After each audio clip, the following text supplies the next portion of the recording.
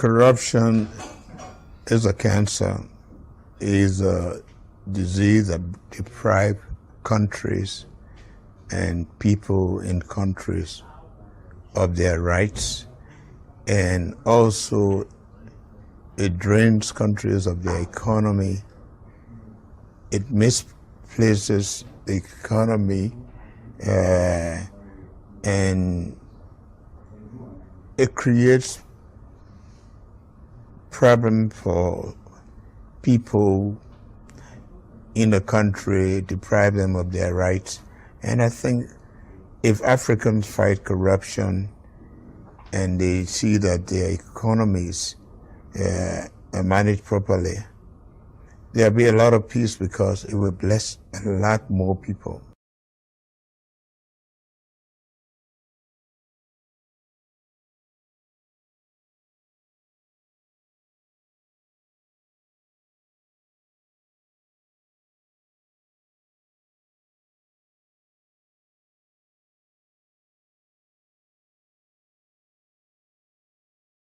Again, I'm still here on the project,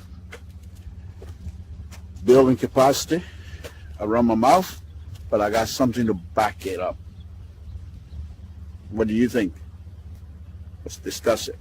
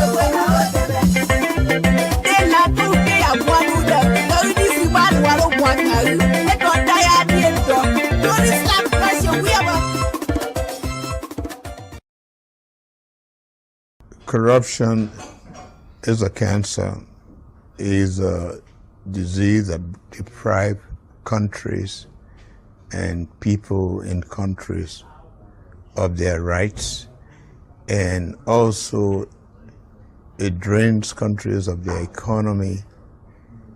It misplaces the economy, and it creates problem for people in the country, deprive them of their rights. And I think if Africans fight corruption and they see that their economies are managed properly, there'll be a lot of peace because it will bless a lot more people.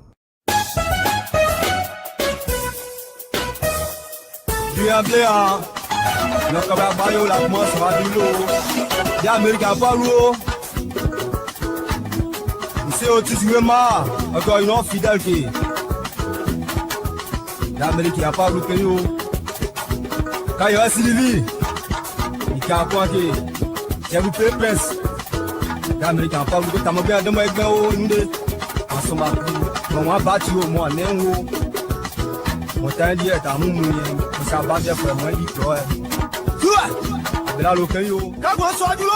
Hey. Awaye. Ati o lo a.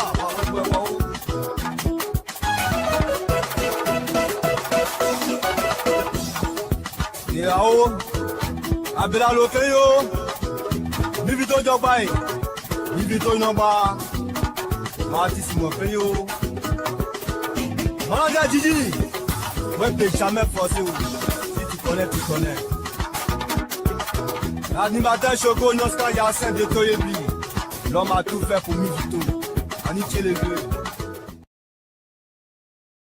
Corruption is a cancer, is a disease that deprives countries and people in countries of their rights, and also it drains countries of their economy. It misplaces the economy, and it creates problem for people in the country, deprive them of their rights. And I think if Africans fight corruption and they see that their economies are managed properly, there'll be a lot of peace because it will bless a lot more people.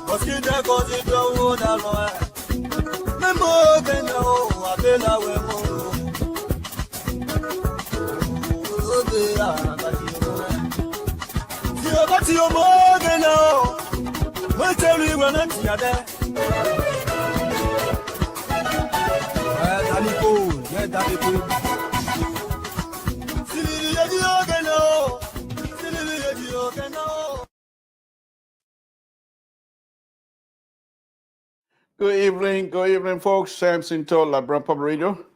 I want to thank all of you again for tuning into Liberian Public Radio. We really do appreciate all of you. And we say thank you very much for joining us again tonight. We will do our best to make sure we have some serious and convincing conversation with you here again tonight. It's a wonderful day. We thank God for that. Safety. I'm reading from this book again.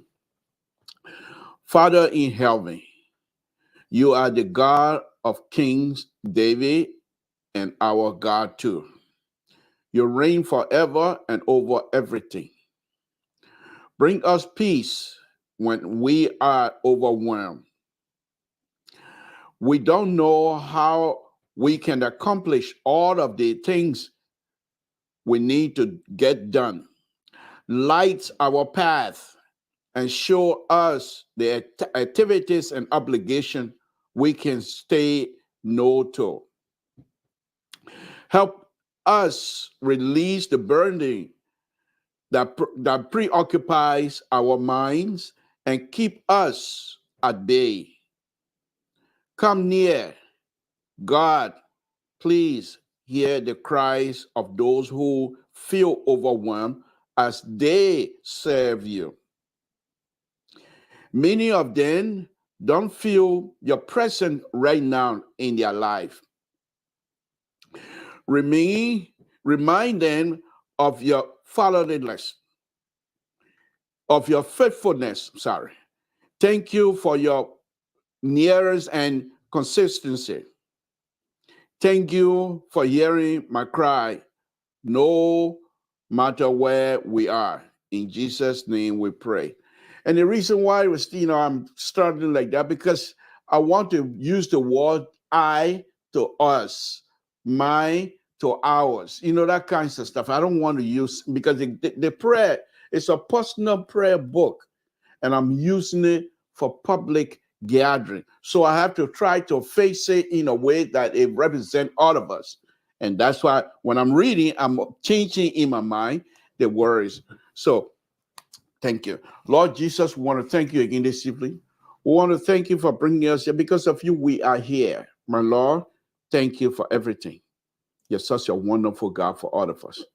We appreciate all you do, and we appreciate all that you have done and continue to do. My Lord, we count on you. You are the backbone for all of us. Nothing we do without you that will be successful. Because of you, we are successful. Thank you.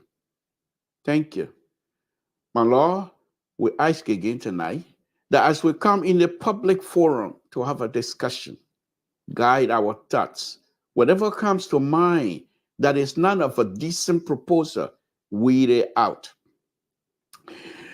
The hate, the envy, the jealousy that is within us as human beings, if they try to rear their ugly head, my God, knock it out of this conversation. Help us, guide us, give us wisdom in this public manner. Those of us that believe in you and know you will pronounce you in this public forum, whatever opportunity we have. We're not going to be ashamed of that. We will say who you are. We will say we follow you. We will say you guide us. Thank you. Thank you. My Lord Jesus, we ask that you bless the Republic of Liberia, the people of the Republic of Liberia, the leadership of the Republic of Liberia. Give them wisdom to do what is good for our people. My God, I also want to thank you tonight for everything. We ask you to come in the lives of those brothers and sisters that are suffering right now, that are in pain, whatever situation they face. If it is not of a good nature, step in, give them peace, because you have the ability to do that. And we're asking you to do so. We want to thank you for your acceptance of our request.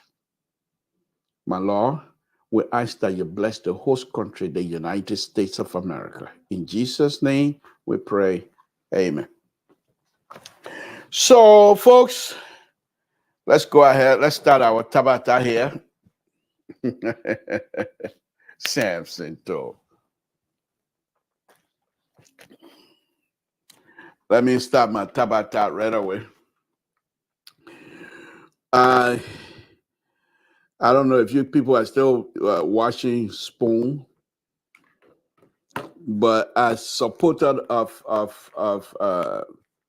President Bakai, I would say I am grateful to the United States of America by coming at a very early stage of the election to clip the win of then Minister McGill. If Minister McGill if he have not been able to silence him, I doubt it if President Bakai would have won the election. Minister McGill took on the entire Spoon network, from my perspective, and beat them completely, despite all of the baggages he had. They could not pin him down. They do not have the ability to pin him down. He was argumentative. Excuse me, folks.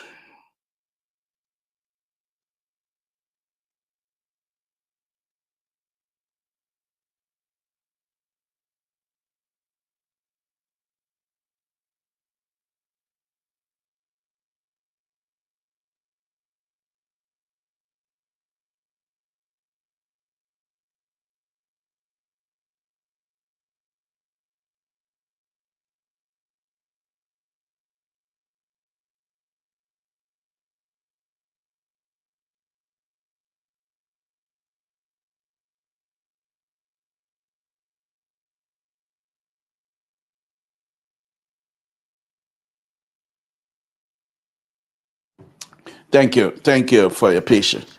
So as I was saying, Minister McGill, those of us that watched Spoon this afternoon, was riveting.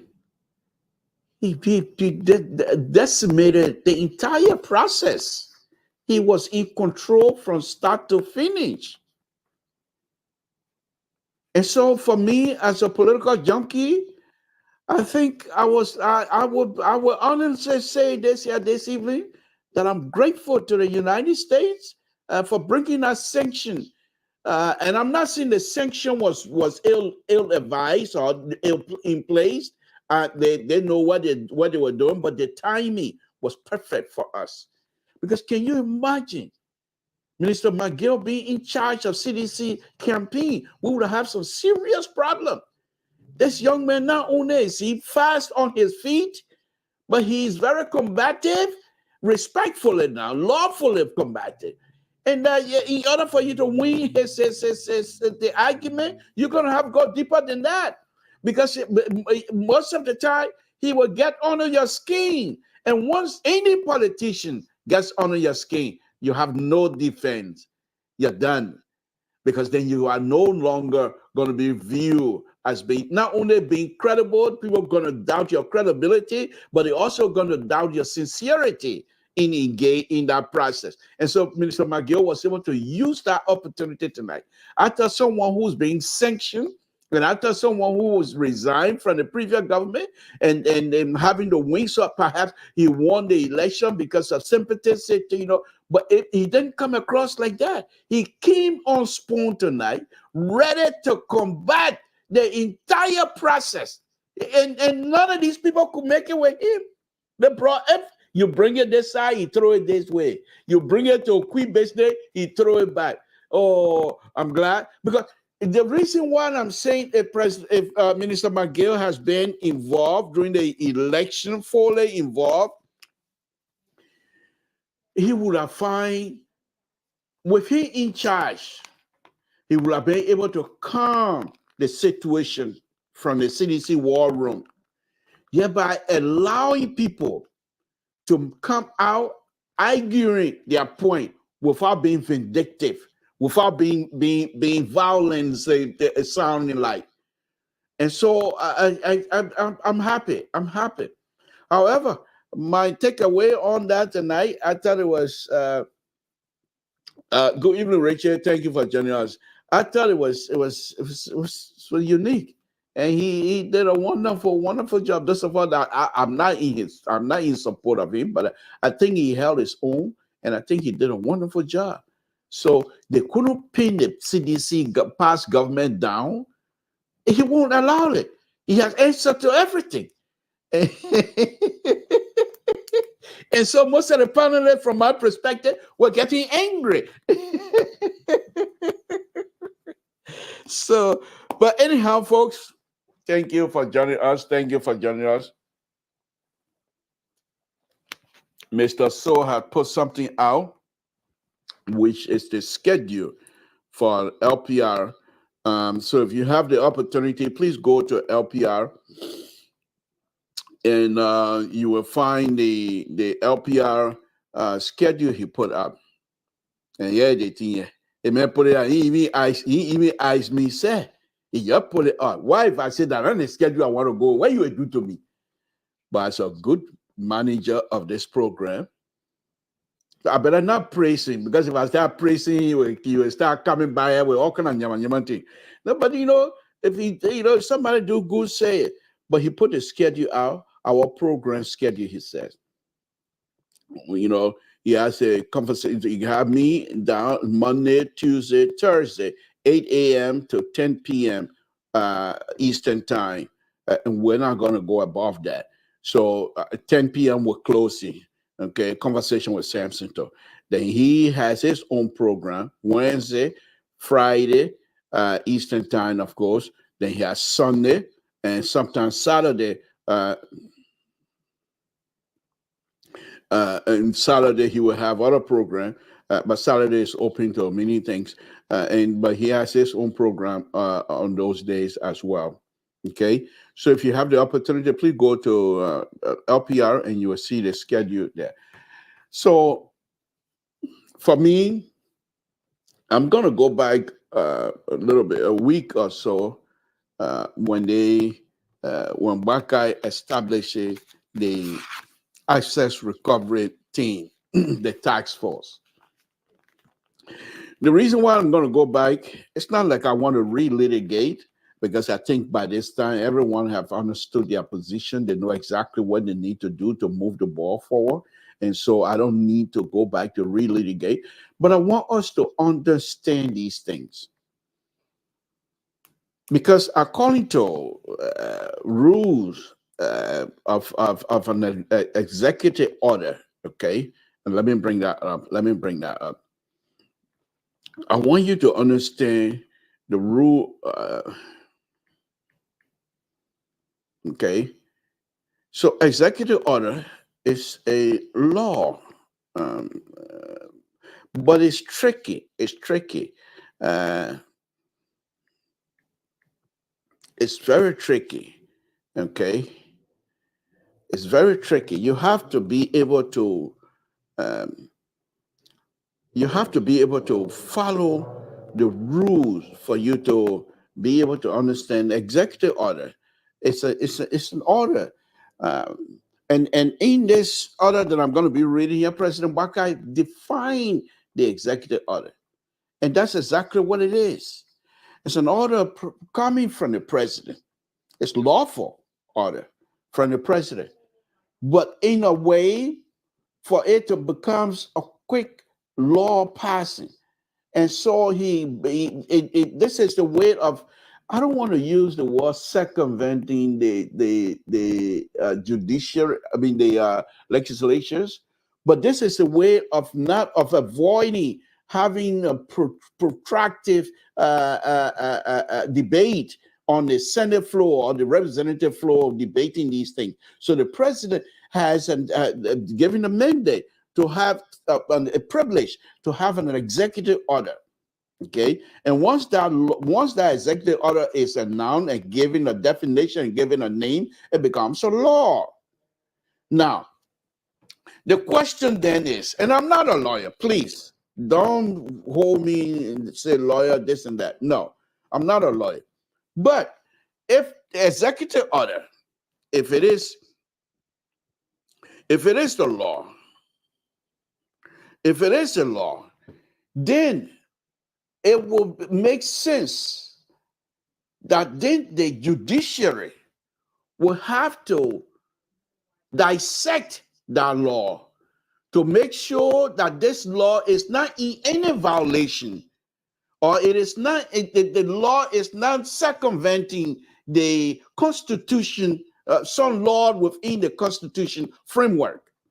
So if an executive order, for example, is passed by the president, and that executive order is in contravene or in contrary to the Constitution of the Republic of Liberia, we don't know. I'm not a lawyer. So someone will want who have a standing in the case, for example, who feel injured or whatever, that person would then go to court, and then that person becomes have a standing in the argument, and then the court, the judiciary would take on that argument. So first of all, find out how this person is being injured by the executive order, and then the executive order itself is going to be examined from top to bottom to see if it violates any part of the Constitution of the Republic of Liberia, and if it does, they'll throw it out. Okay. Mr. George is in the back here. So, Mr. George, when you're ready, just throw your hands up and I will bring you in. Okay. So, the argument for me here tonight is not to relitigate that, but I want to make this my central point here tonight. And Mr. George, when you're ready, just throw your hands up and we'll bring you up. Okay.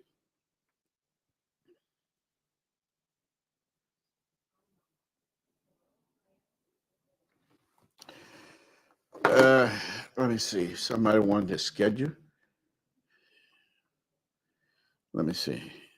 Can I have a schedule on private conversation with Samson?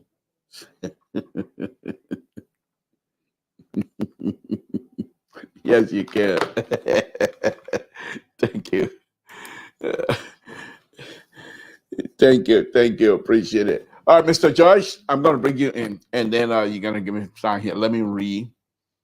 Oh, he's not ready yet. Okay, because I see Mr. George. When you're ready, just throw your hands. Okay, while Mr. George is in the bike, let me go ahead and read this executive order. Okay, here we are. Wednesday, March 6, 2024. Executive mansion. The first of all, President Obama issued executive order establishing Office of Assets Recovery Task Force. And I want you to follow me, the language, the train of thought of these people putting this thing together. I want you to follow that, okay? And if I've already told you that an executive order is the law, and if it is the law, it's also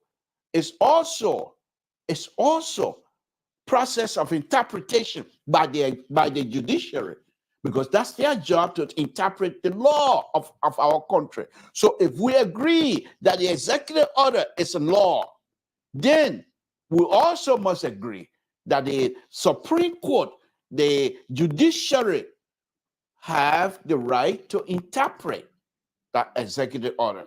In other words, not necessarily to say define somebody have to have a stand. If the Supreme Court want to look at it, they have the right to do that. But let me read this, okay?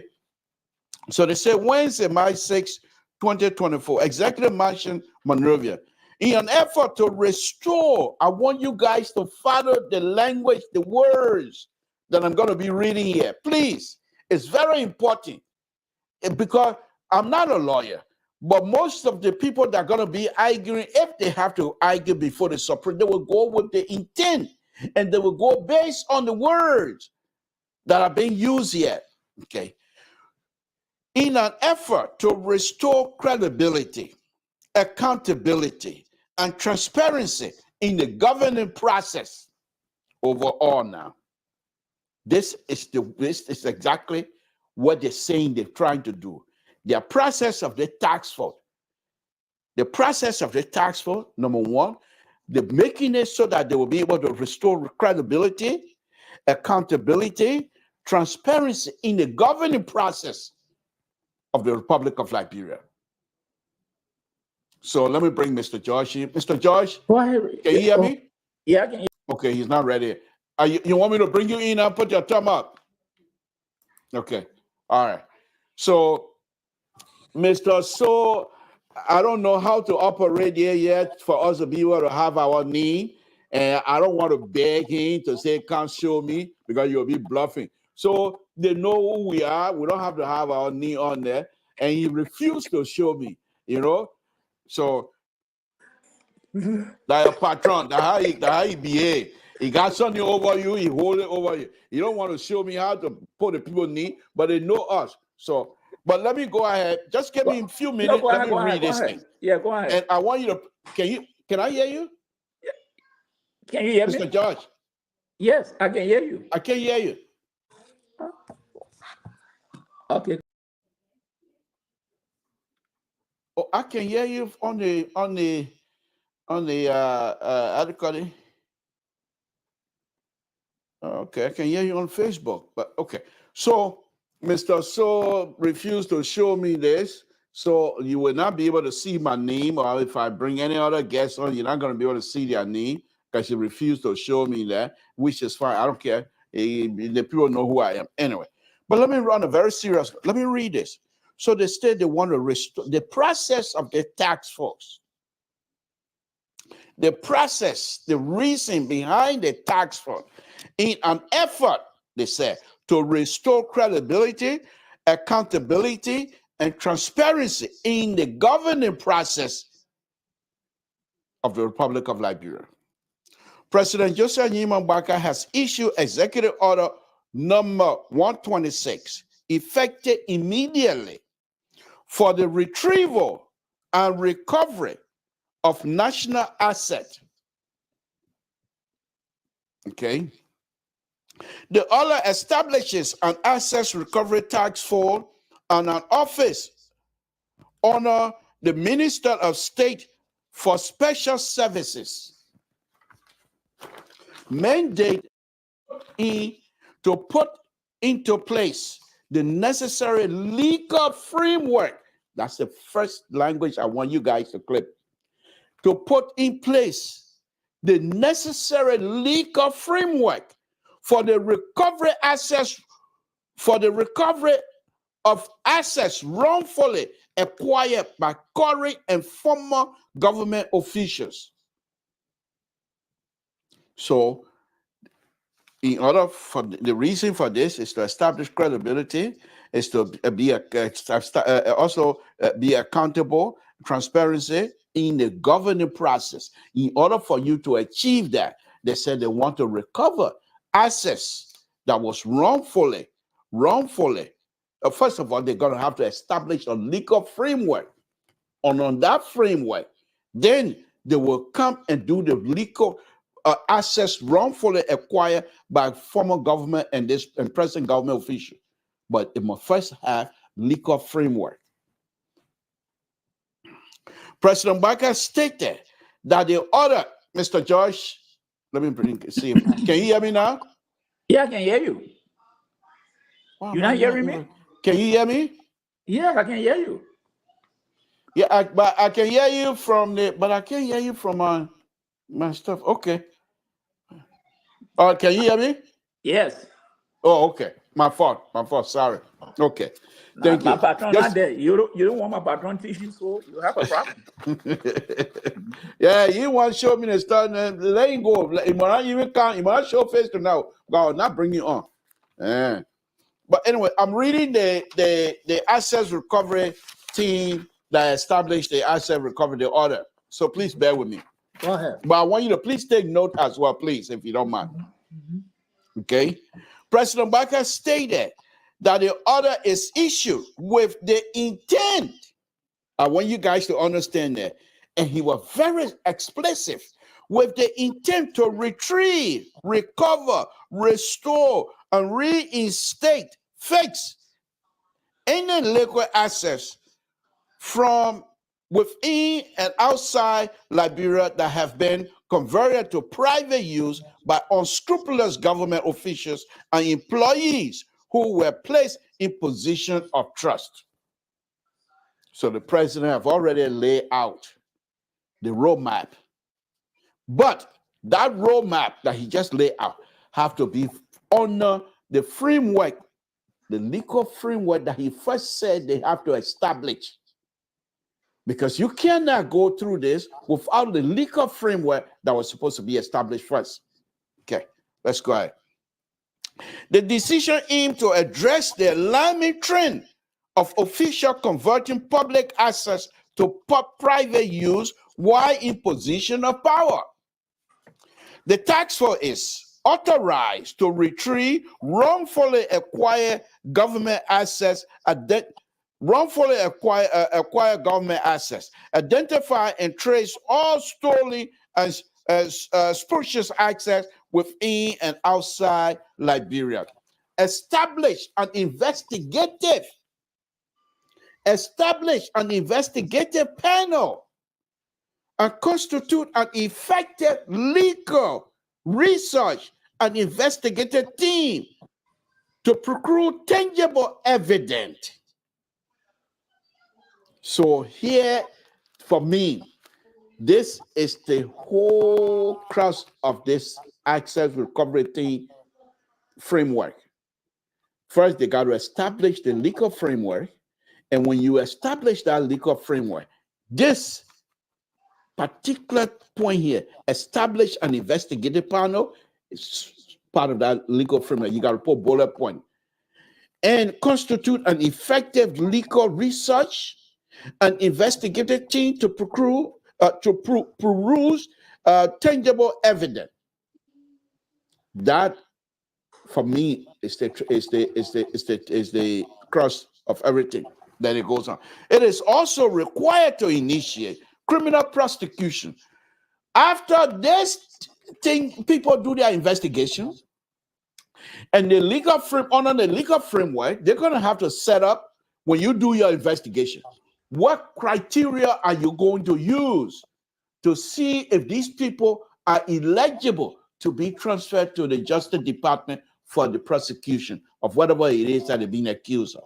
Those criteria have to be set, and that criteria can be set under the legal framework that I read to you a few minutes ago.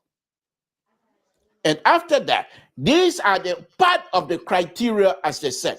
It's okay for us to find these people that they did X, Y, and Z, establish an investigative panel. And the investigative panel will then look into each of these things and constitute an effective legal research.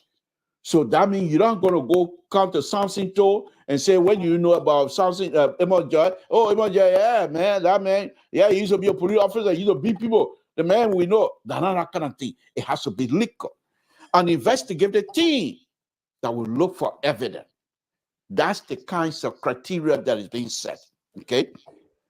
So it said, then after when that is done, they're required to initiate criminal prosecution and civil litigation on behalf of government. Now, when you initiate litigation against anybody, the government have lawyers, but those people also have the right to be represented by legal team of their choice. If not, the government most likely going to provide a government lawyer. But let's go ahead. Okay. Initiate criminal prosecution and civil litigation on behalf of the government. Return confiscated assets to Liberia upon judication. Judication, and place travel and other restrictions on all individuals identified as suspect while ongoing investigation for stolen special assets. When you're going to take people's things, you have to confiscate that upon adjudication. That means the court process happen. Everybody say yes, the person did this. Okay, the person say I'm doing this. Okay, while we're waiting for the process, we're in the adjudication process, we're going to seize your property.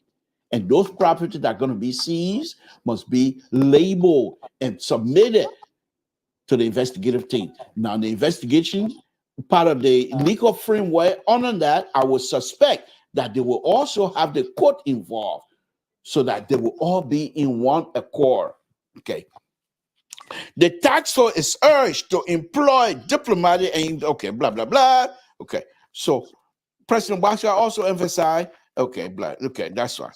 Okay. But these are the, I don't want to go through, I got Mr. Joshua, I don't want, when he coming here, who invite him? He coming here, look at, he show on my knee, show my people, hey, I told you, he want to show me. Let me bring it in. Yeah. And I see Mr. George Nisho, my Nisho, on up because he want to show me. So the only team want to have it over me. You afraid of me? No, but why are you not showing me how to put the knee up? You refuse to come for a lecture or class tutorial. See, my bro. Hey, I told you. But anyhow, let me go on. The ministry and agency under the government that were involved, General Services, the Minister of Justice, and all security agencies, okay, they are part of this asset recovery information process.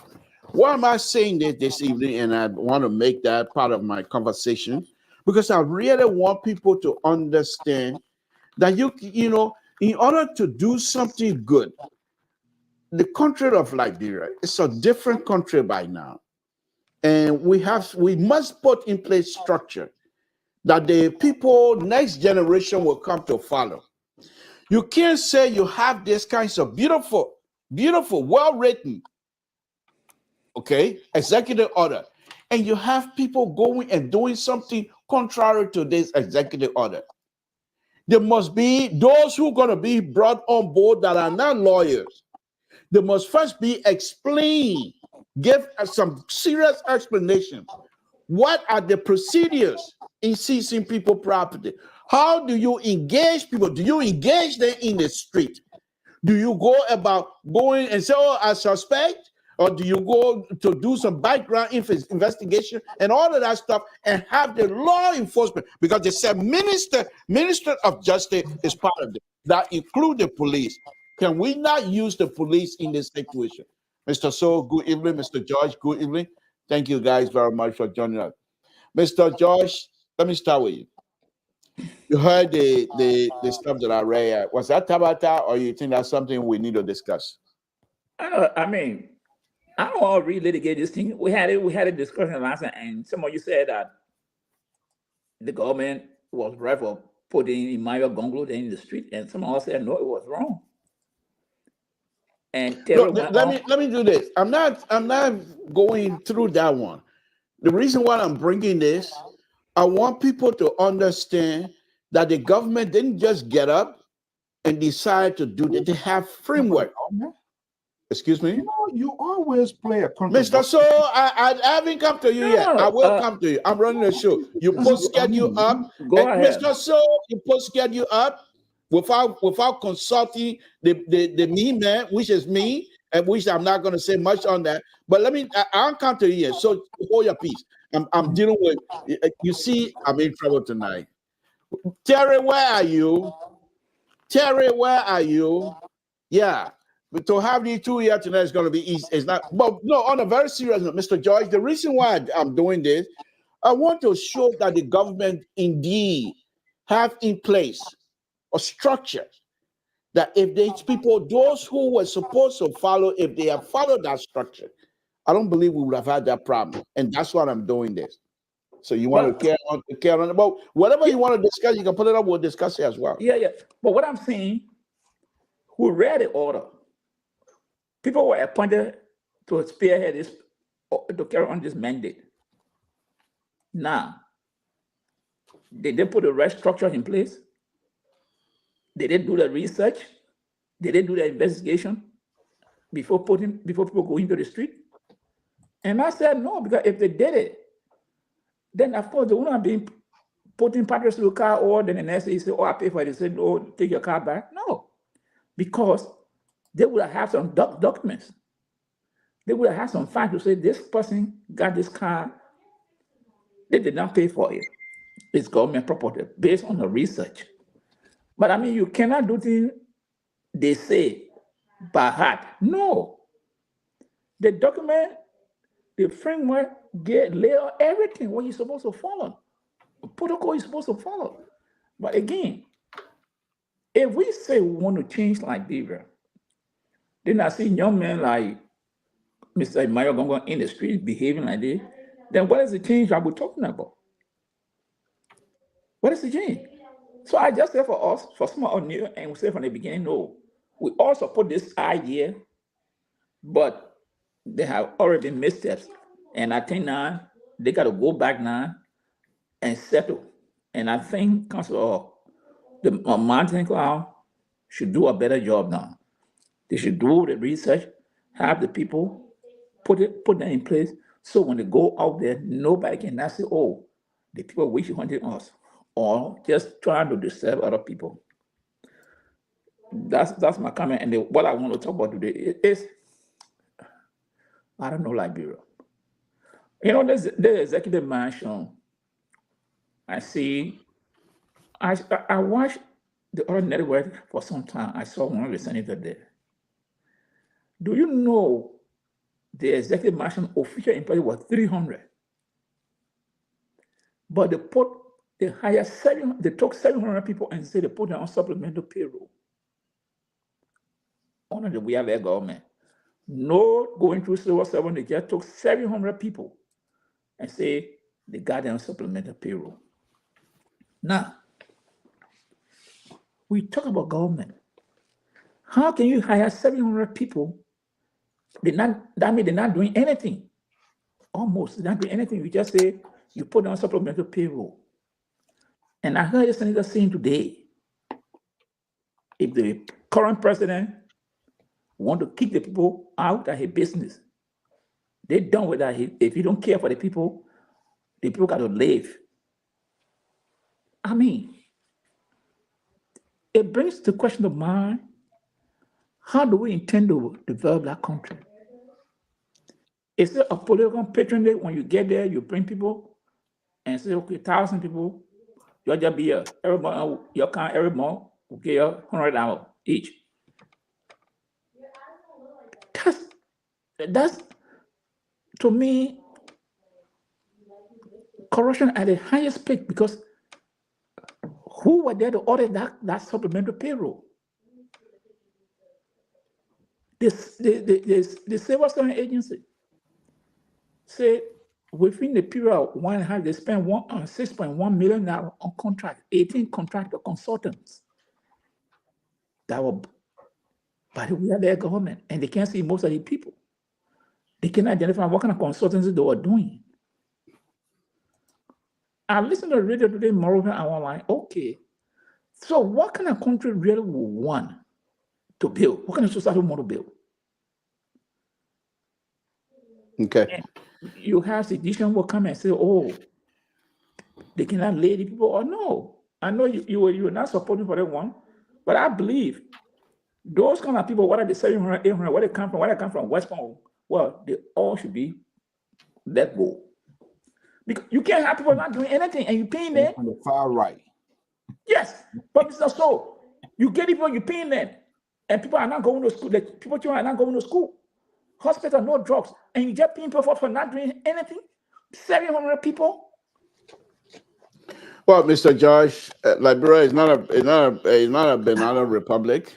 So it's a country of law. They'll follow the rule. If these people are not supposed to be there, most The likely they'll government follow. said they will only pay, they call and said they will only pay those people for 3 months, from January to March, and they all should go.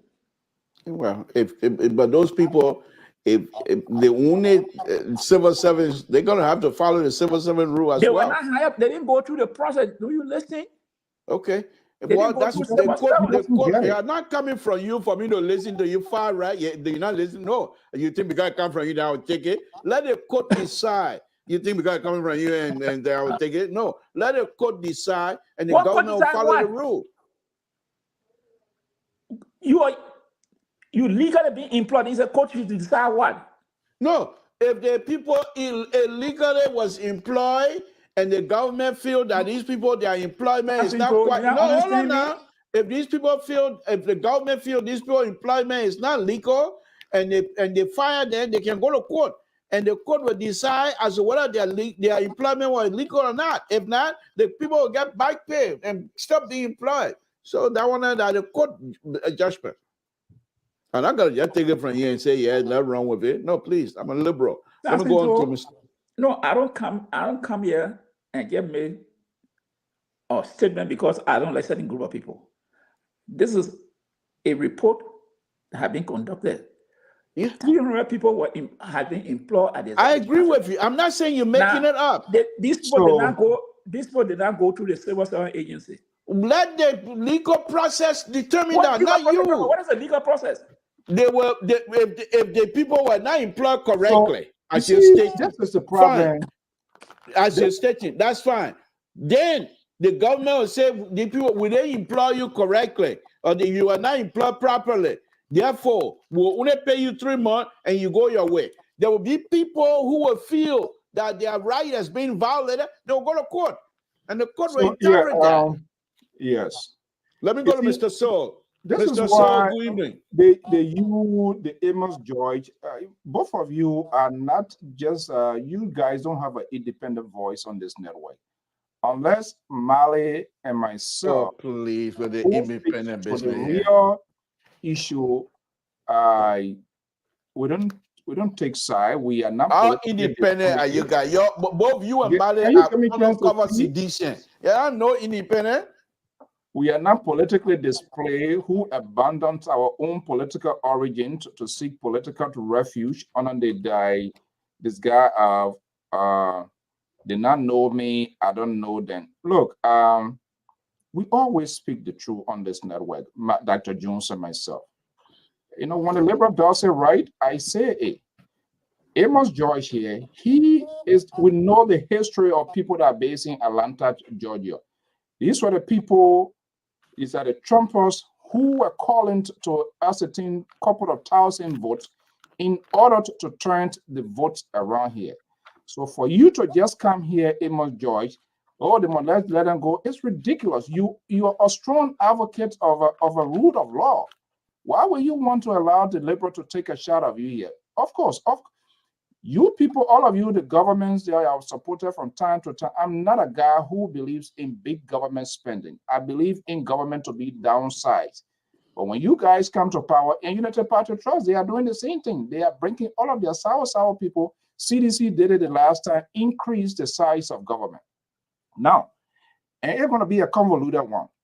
But the law will determine. They will definitely go to these different agencies and government agency, HR, as to when and how these people were brought into the system. Because just before the election could wrap up, we all know there were a lot of people who were hearing, but they have to be validated. People, they knew they were going, and people were brought in overnight and thinking that it's just going to hold a water. That's not going to happen. So if you were brought through the back door, if you did not go through the civil servant procedures to say that you were hired by HROs, everything fully documented, and just saying because you supported Samson is a senator or managing director, and just pack your order, you go sit there in a crowded office, and you are just on hand out, and you think you're going to be a liability on government, that's not going to happen. If you wasn't brought into the system the rightful way, but you came through that kind of kangaroo type of way of doing things, then I'm sorry. But I plead, Mr. George, we are not in Kigali or not Kigali, how you call this place here? You're not in like Syria and stuff. You don't trample. The court will determine, because those people don't have the right, whether they are wrong or not. I can't come here and tell them, say, oh, they were hired, they were not hired. Because all of these things, they are information that we are here, but they're yet to be validated. So obviously, I wouldn't be surprised when the court system comes in to challenge these things that are happening, for them to argue their point, whether they were hired or they were not hired, whether they went through the process or how they were accommodated in the different ministries and agencies of government. We will ultimately let them know. But I think the court will be the principal decider in this case. I am not saying your information you're providing is true, but the idea of you bringing that sort of far right attitude here, let them clear them out. We don't clear people out. We get a process that can clear people out. Okay? No. Let me push back a little bit on you. Okay, far right or far right. Let's see. Sooner or later, y'all come to my liberal position. This information you can check the registry, you can Google. Moreover, it's all there. What I'm saying here, these people did not go, according to the report, they did not go through Saber 7. So do they not have the right to challenge your decision? Hold on. They didn't go through Saber 7. But the mansion said that they had count everything. Only 300 legitimate people employed. The rest of them, no document, no Civil 7. So they said, okay, we'll pay you for 3 months and everybody find a way. Now, the court system government, someone has to initiate a complaint. I'm just saying, get rid of them. The government don't have to go to court. Get rid of them. Now, if someone is high, they will take the government to court. That's all I'm saying. I ain't saying they ain't got the right to go to court, but I said the government doesn't have to go to no court. Fire them. We are not saying the government should go to court. Those are going to be the victim in the process. They have the right to go to court. If they don't go to court, then the government decision stands. Yeah, that's what I'm saying. That one, you can go to court. That's not a problem. But I said government should fire them now. So when you go to court, but the government should fire them. Thank God your party didn't win, because you won't give people, you're going to seize people liberties. That they were just seizing? Oh, they said don't come to work. That means someone have infringed on your rights. So you go to court. That's all. That's what we're saying. So what is the point? What is the point? No, but don't say it's not a government going to court. They will take government to court. They will provide, not circumstantial, they will provide the evidence when they were hired, when they were incorporated into civil service. And that's it. That's not the case. No, but you see now, I infringe on people right? No, I'm not infringing on people right. Oh, I said, don't come back near yard again. You no more employee this yard. Oh my goodness. So you are going come to go say, no, I got right to be in that yard. That's all. So the person you find, are they gonna feed their family? You call your hair Don't tell me today? how they want to feed their family. Huh? Huh? You call When you they fire from your job, they'll ask you how you going to feed your family. Yeah. George, Huh? you call your hair today or during the weekend? Don't ask me. I cut my hair. I'll be looking at 16. Samson told, when they fire someone, they'll ask them how you want to eat. No, No, we're but talking for me, Liberia. honestly, it's not a surprise because we all knew that. I mean, CDC, they I mean, did that. 700 people.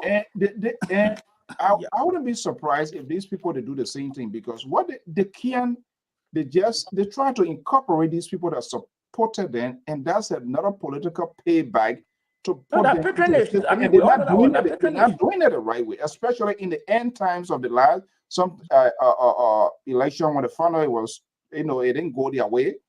People that were led by the wayside, they began to throw them in the system and just plug them here and there, and they think they're just going to hold it. But here's the interesting thing about this argument here, Mr. Josh.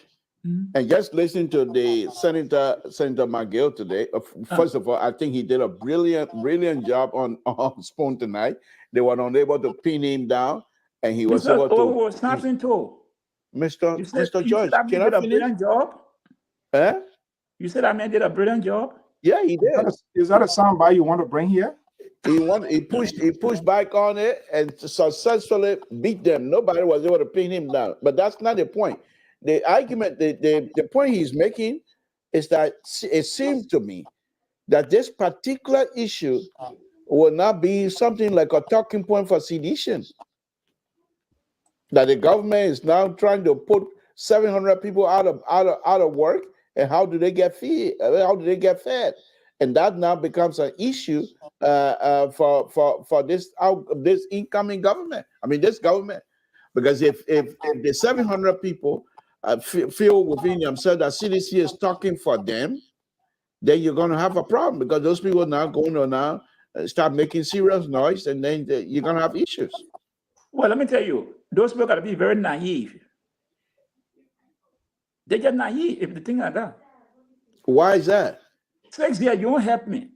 And if you decide to help me, you didn't put me through the channel, the rightful channel, so I can stay. So tomorrow when someone can leave, I can get a ground to stand on.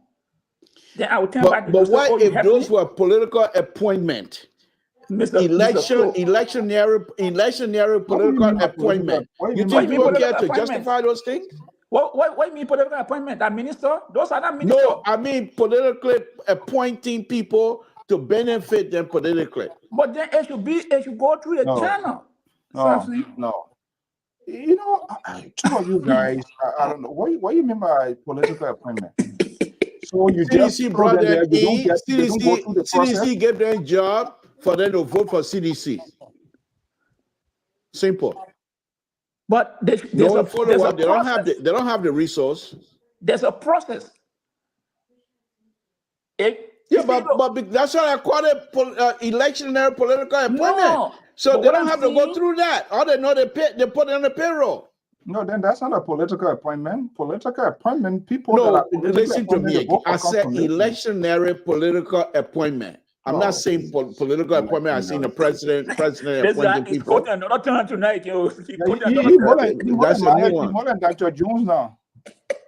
Look, that's a new one. Look, Mr. Soul and Mr. Toll, if CDC wanted to help all these people, they should have, because these are civil servants, they should allow them to go through that process. So if another government comes, and you say downsizing, and you pay the people some money, but you just bring people, you say you create supplemental payroll. They ain't go through no civil servant. The check come, you decide who to give it to. This is how people get in the country. They didn't do the CDC-led government. They didn't do themselves well, and this is where this transgression type of votes that took place there. How many? 17. It's less than what? How many percent? That's not a number for Unity Party with all of the people that crossed over. It is because they neglected, rejected, and people that were there for them. They forgot about them. Trust me. If even in the last 1 or 2 years, if they were to find their right footing, and consolidate and sort of go back to mend those broken pieces and see how they can incorporate people, it would have been a different thing. That's part of all of this here. Look at 20,000. That's nothing. That's nothing. That vote alone could even come from Mosorado. If they had done the right thing to make sure all of those people that were there for them, if they were incorporated. But trust me, an individual is like a family tree, right?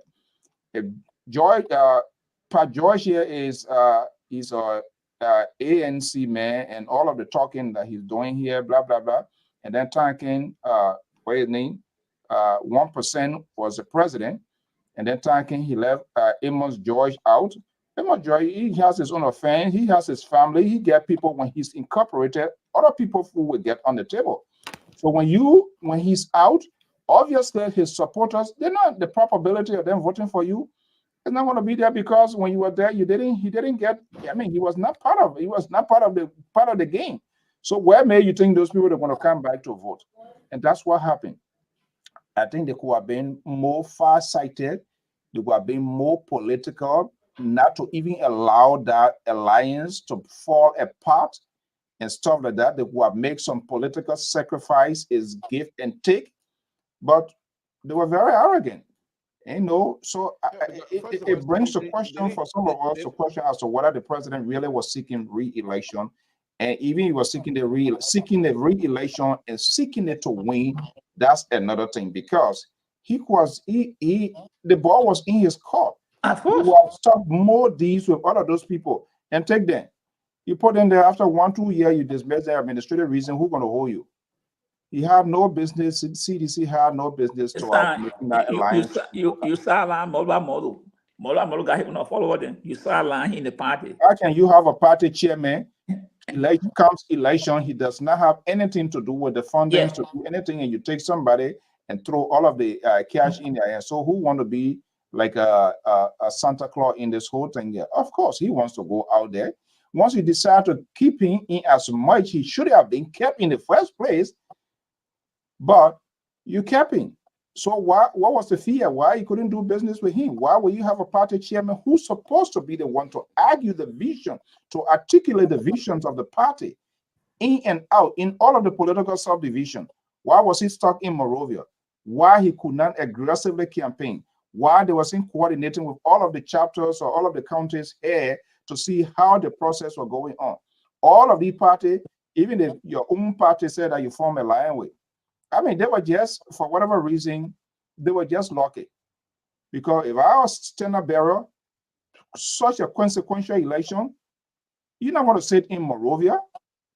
You would be going to those battleground states, and I would need to get an update. You build what you call a headquarters to know who your voters, know where the numbers will really be coming from to put you in the lead.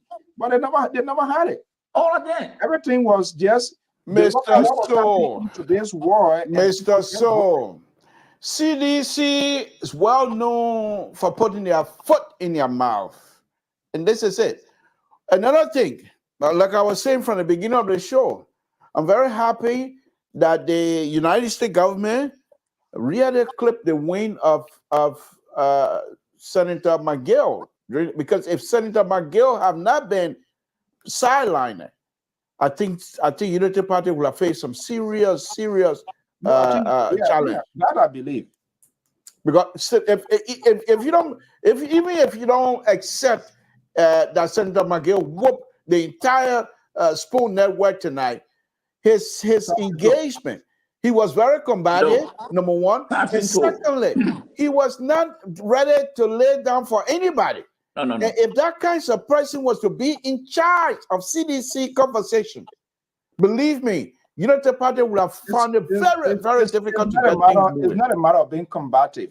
I didn't listen to him, but was a conversation of a substance. So yes, his position. Mr. Sto, he started off good. He spoke on the war crime thing, but later on, the labor, Abula. Yeah, the man was being rude, and his question was not even. Hold on. Because you see, there's a problem with God with you. he said some things which were not accurate. And Abdullah just went on his fledge. That's what taping. He became very combative. No, it was the other way around.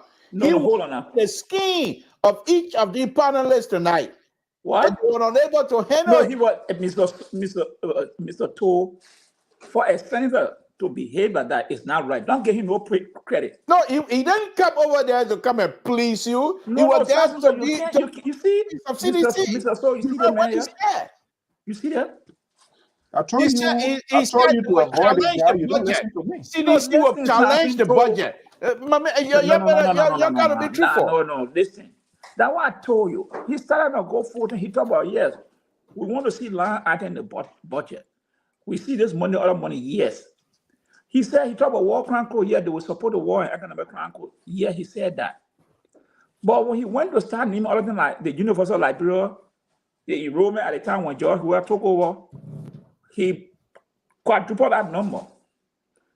And the budget came out and said, no, this was the number at the time. How can you say this? They're not that way tipping up now.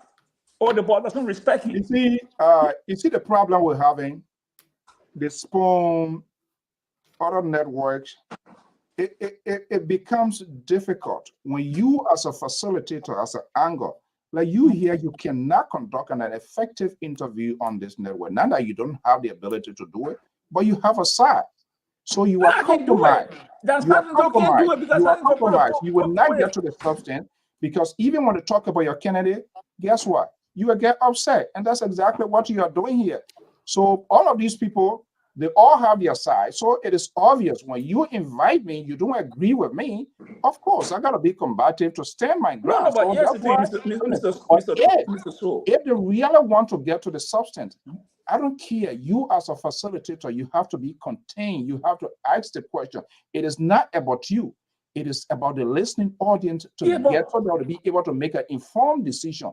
But all their question is more or less is personal. This is what I will ask, and to bring this person. No, but when you do that, then that's a problem. The premier was, what is it? He was open to any question. And now when you make statement, so I can't. No, I just need something. I listen to portion A. He said he was open to any question. He was open to answer any question. Only thing that people must be respectful. So when you say something, and I come back to say, hey, Mr. So, you said that, but this is a record. Then you say, oh, well, who are you to tell me I walk to the place? I mean, this is where you as an interviewer. Listen to me. All of you get problem. No. You as an interviewer, when even it can be who you as an interviewer. Listen to what I say about your goal there. Why you think these foreign journalists when they go to the Arab war that they can wear the hash or whatever thing is why? Because they are looking for information. So they have to do everything possible to dig up that information. The man who asked him was not combative. Because he said that someone is challenging him. That's all. And moreover, he said the man that he labored, the come from the same country. So while he calling the labor, the board can't ask that kind of question. But the board was not insulting him. The board just said, look, you step from this time to this time. Yeah, the board just said you step from this time to this time.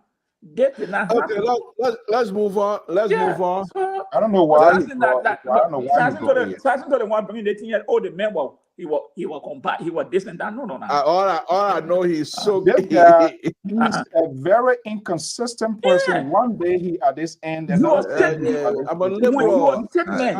I'm all over the place. Yeah.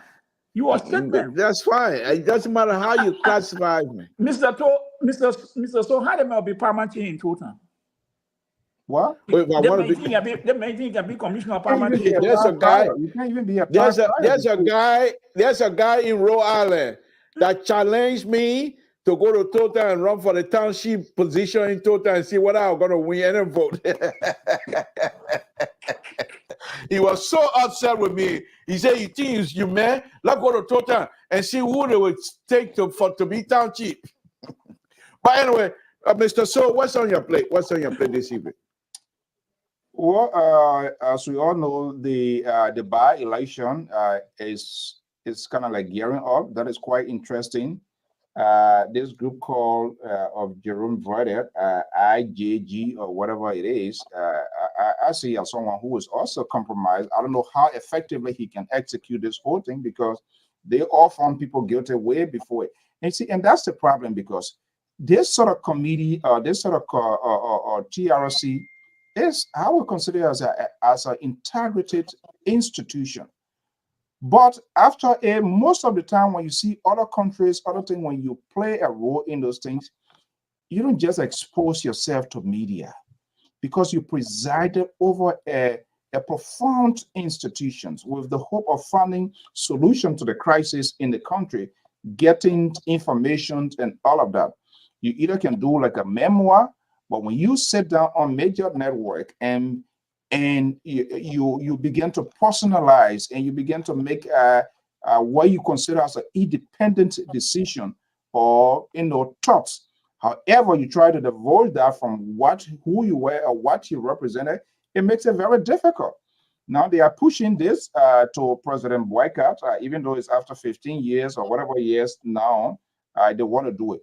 But I think where this whole trouble came from was in as much, I'm not sure whether they took this South African type of style to call people that they knew these people participated into these different crimes or whatever it is, but to call them to say, oh, you just coming to speak and whatever you say today is not going to be, it will not be held against you. It's just a testimony. What was the essence of a testimony? You can't tell me that you killed, somebody can't tell me you killed my father, you killed my mother. And you say, okay, you just want to know the story. Okay, you want to know the story. You are not in that shoe as I feel. But there's a recipient outside of that hall that are listening to these testimonies. You give them that sort of flashback memories of some of the things that happened 4, 5, 10 years ago. Yeah, you're not telling them that people will be reprimanded, that there will be consequences, but instead, you just want to hear their story. And this is the sort of trumpet you always hear Prince Johnson blowing, which of course, what just say, add no dip of water. I don't see it that way. But I think the premise set by this TRC and the chair of this TRC, he made himself vulnerable. He made some political decisions. He talks, he did say all kinds of things. This is a guy who, I don't even believe in them. This is a guy who, you remember in Glorious Mususka case? This is a guy who sat on spoon. And I'm surprised he's been going back on spoon and nobody have the cost to even asking that. So that's what happens when people are selective and their analysis is not objective. This guy, he claimed that he had a video and he was talking as if he was witnessing live events that were taking place. He has never come back to even apologize for making those sort of ridiculous statements as if he witnessed what was happening. Mr. So, Mr. So, you can't hold the messenger for the message. He wasn't alone that wrote this TRC report. I'm speaking to him directly as the chairperson. I'm talking about So, but the point he's trying to make here, the point he's making is that the Bakai administration should wholeheartedly accept and implement the TRC report.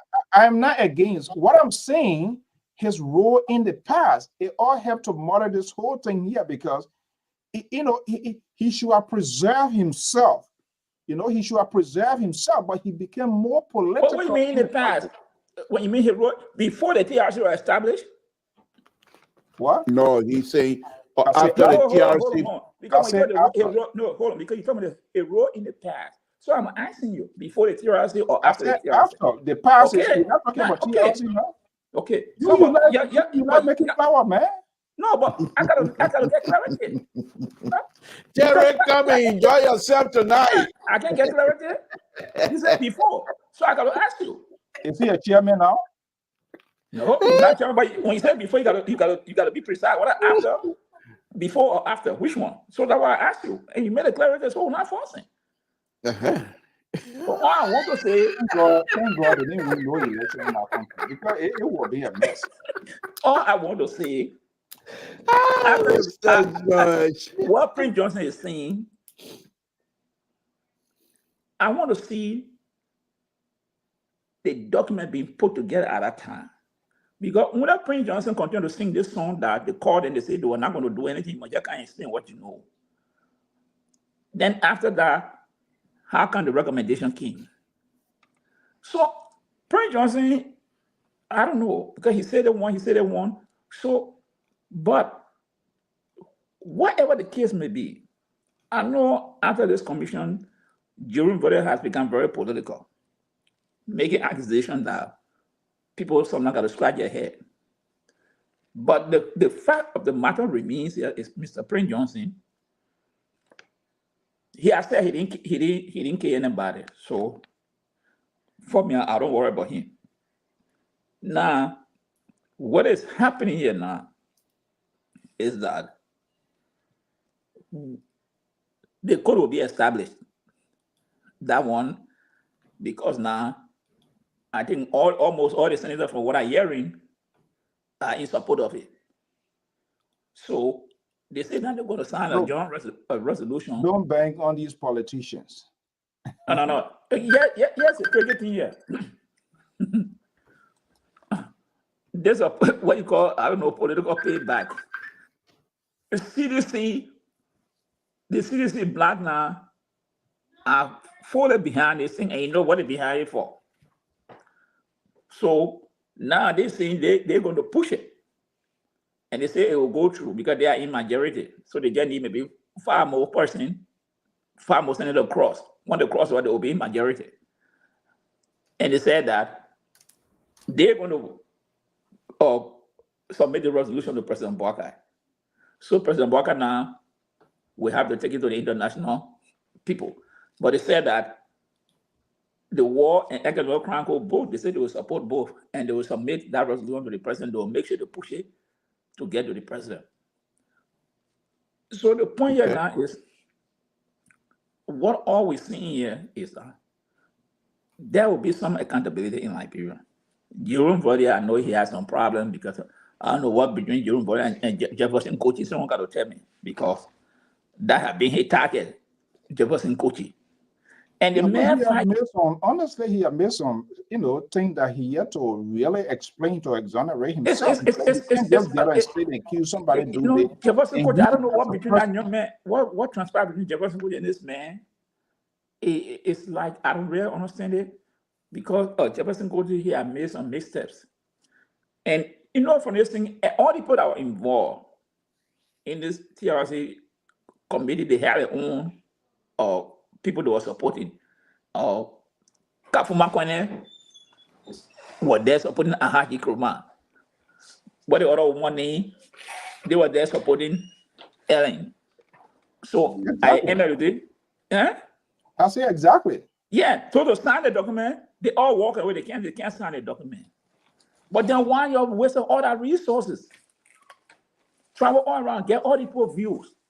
Only to come out when you have prosecution, but then you say, oh no, we can't sign it. I mean, how deceitful people were. So you're saying that the TRC report was not signed? No. Some people didn't sign, some committee members didn't sign that report. Master Washington, it's because of this thing, Jerome Vode, there was a lot of, it was just, it was, I see here completely, honestly, the waste taxpayer money. And play on it. Unless it takes place, but I would say it didn't really achieve its objective. No, it didn't do it. Africa and other places. No. They wasted resources and play on the people emotion.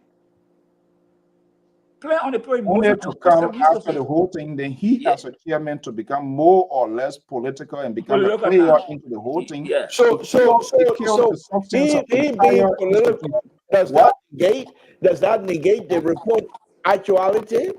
In other words, does it negate everything that was written in the report? No. What we are saying, if you hear a committee, if you are selected or elected to have such a consequential committee, potentially to finding problems and finding recommendations, even after that, for God's sake, you got to zip your mouth. You don't just talk here. Yeah, Talk you don't get and into the and daily start politics. making, Yeah, the that's daily what the politics. problem is. Sometimes it's the same thing some ministers and even government officials who are talking. I'm not talking as a minister. Yeah. Even though you stand in the gap, you proxy the affair maybe of the president. You say, "Oh, they want talking. I'm not speaking as a minister." So who the hell you are? You want to What be God, be will God. you two suggest now? Do you want to put aside the TRC report and start all over? No. What we are But seeing because here, the war crime and economic code the investigation have to be based on certain information. yes, but Mr. So what These we are seeing two here, things here, Pajoy, 1 second. They are two separate things. I don't know how they just put them together. War crime code, economic, these are two different things. I don't know how they want them to go together simultaneously, to whether we have the time, we have all of the resources required to have it to go. Why they didn't talk about economic crime code and there was only war crime code? Why they didn't initiate that? Because there seems to be a correlation, but they are different. There's a different form, there's a different context in itself. So why are we not taking one step at a time? That's the argument. Mr. George, let's hear from you. Yeah, here's the thing here. We can chew gum and walk. Okay. And the funny issue, yes, the funny issue. I knew that farm row were going to diverge. I knew that. Me and myself never agree on anything that much. You can be The fun- doing You can chew gum and walk the same time. The funny issue of this quote, the international community has said it over and over. Say all we want from Liberia is to give the green light. We're going to provide security, we'll provide the funding. And that has been one of the excuses government in the past were making. And some people still continue to make that argument that where will the money coming from? Where will the money come from? And the international community say, once you say, give her the green light, we'll provide the funding, we'll provide the security, we will train the personnel. So that we can't be using that again as an excuse. What if it's the goodwill of the Liberian government to say yes? So let me ask you, Mr. George, and the same question will go to Mr. So as well. Do you want this process that is being established, that is yet to be established, what been talked about in this government?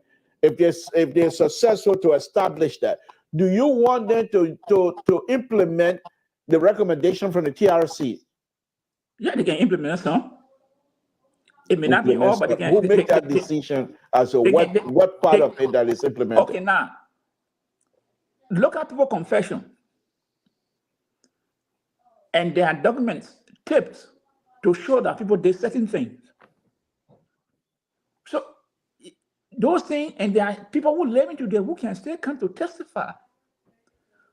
So there will be collaboration, because if someone show picture, someone can come. This is Prince Johnson argument that you call me before under the pretense to say that once I come and say something, that will not be used against me. Yes. So is it not considered double jeopardy now? No, that's not code. I'm not a lawyer, please. Yeah, but listen, that's not code. What a Prince Johnson said, that Prince Johnson side of the story. But okay, let's throw that one off. Liberia is similar to the Geneva Convention. So that means war or genocide, there's no period of limitation. I agree. The hope there is Liberia, which other few countries, 4 or 5 other countries walk out of it because they felt, since Milosevic, they felt that Africans are more or less being targeted. So there are few countries in Africa that walk out of this whole ICC stuff. But Liberia is still part of it. So the Geneva Convention, Liberia is part of that similar to that convention. That says if you are military, you don't kill innocent people. Forced labor, those are against the international law. So Prince Johnson can make an argument. But Prince Johnson was not an army. What? Prince Johnson group was not an army group. Even a rebel group, there's a law. There's a chapter there. If you- enemies if you- surround us, yes. you can't You kill don't kill them. them. You're supposed to hold them as POW. You don't kill them. But now So we're like, bro, whether you're a rebel, if you're a rebel, still your behavior you can be accounted for. Because if a rebel, it doesn't give you the right to kill innocent people. If you are not you're shooting one another, that's a different thing. So let me go to Mr. So. Do you think if this thing goes through and becomes law to establish the war and economic crime court, you're arguing that we need to separate that? The question then to you is, if the international community, those who are going to provide the funding, say by separating this will make it difficult in terms of funding, what would be your suggestion there? Funding is one of the fundamental aspects, because these sort of things they require the financial resources to execute and get rid, because people are going to be moving people from places to place. You're going to be having lawyers. People should be willing to testify. It's like sometimes we talk things just off the cuff and assume because we see it visually or we hear people and we feel that it's right. That is not an interpretation before the law. So the law, there's no going before the law now. There's nothing like circumstantial now. You got to produce the hardcore evidence. So look at some of these people now. How old are they?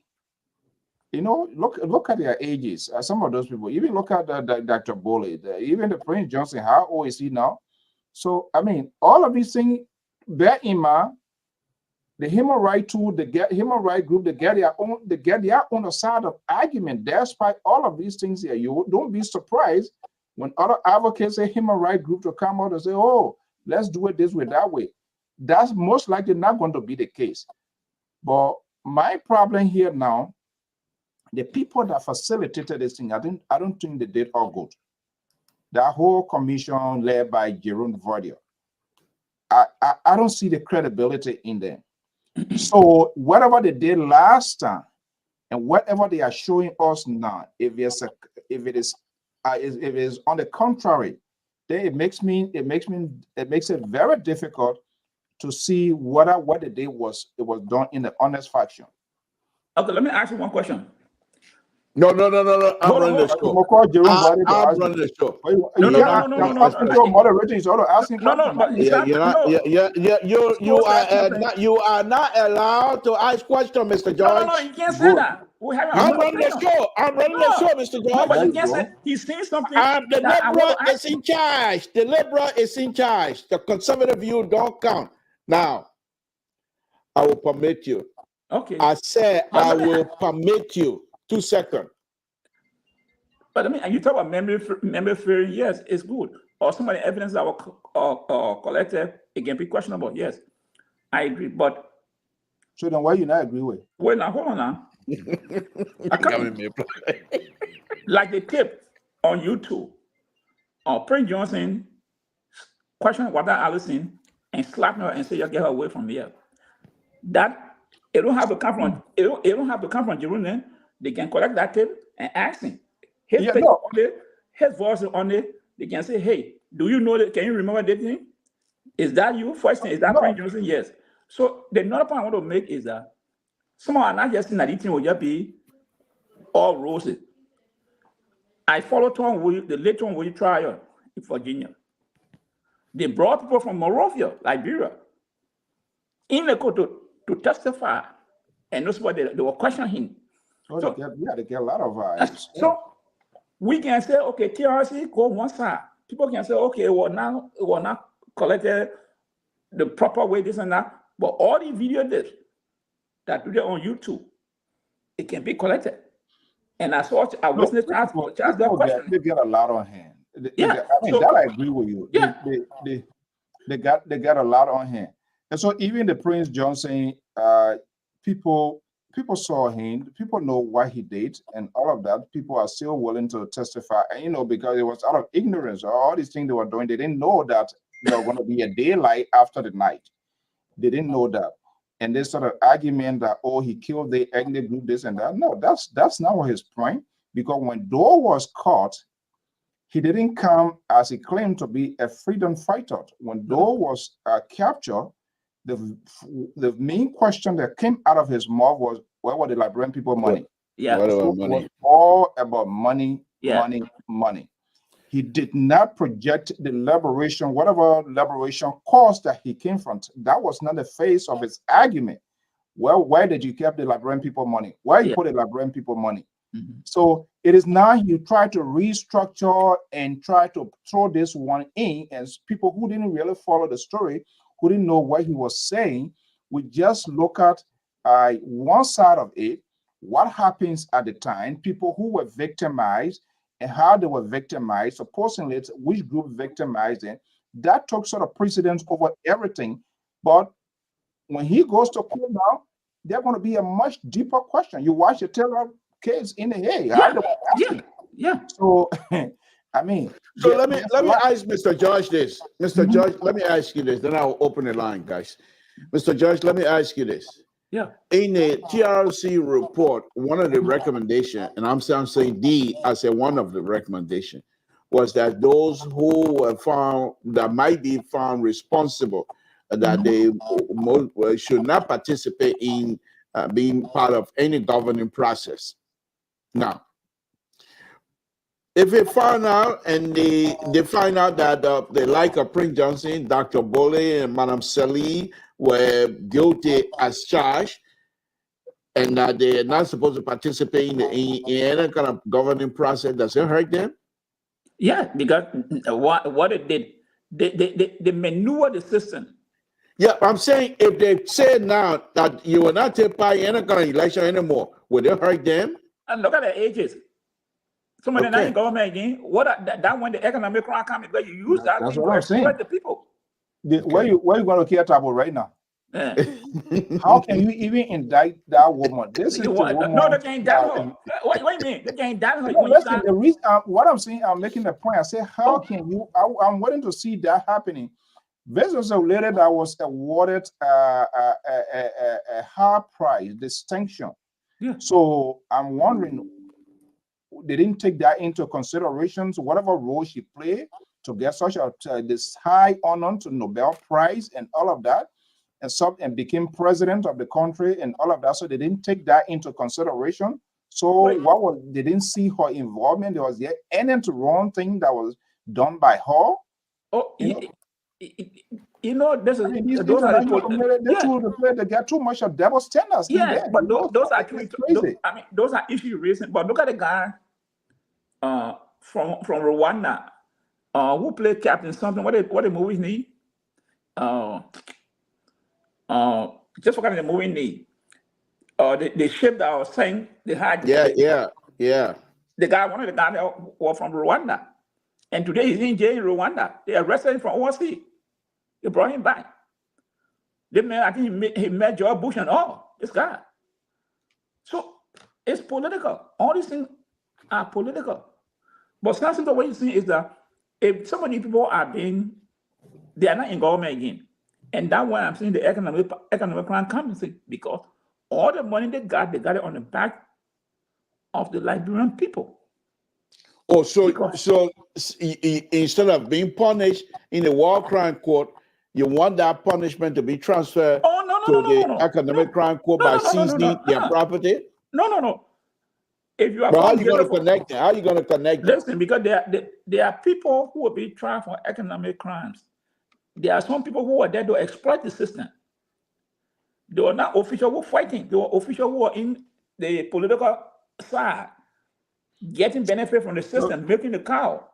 So those people go for economic. Those people go for economic crime. But those who were commanding, giving command to people, cutting people ear and drinking Budweiser, and asking people for money. And the law said, the convention said that if you catch anybody, that means that person has to run up to you. You should treat them fairly.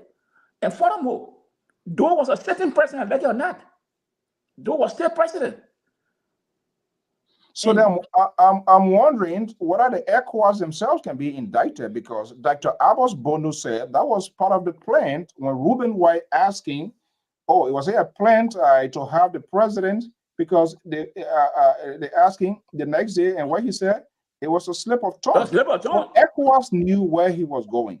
The monitoring peace group that also went there to keep peace, to restore peace, and that it was in their hands. A certain president was killed, was murdered. So where is Abba Bono right now?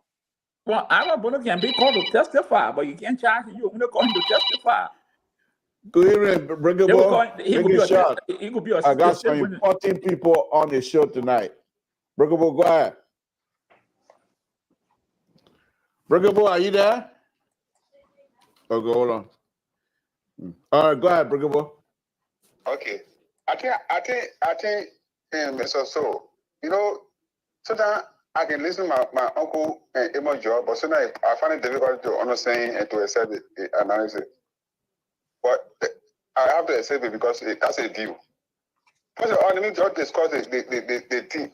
Look, when you go on a show, I'm not calling a show name, but you go on a show, if you don't got a strong mind, you cannot stand it. We show that. I think is a little bit different. The owner of the show is at least calm down a little bit. The way you usually behave is reduced. But the other group are there. Could you imagine if you make an attack the individual like they live with it? If you don't have strong mind, you give me stay there. No, that kind of war crackle. Listen, some of us we was small and we saw what happened. Could you imagine my father and Nathaniel were their person? Because Nathaniel's name was related to us. So my father, small as I was, they would not tie my father as a reverend. They would not tie him very from me, small but that way.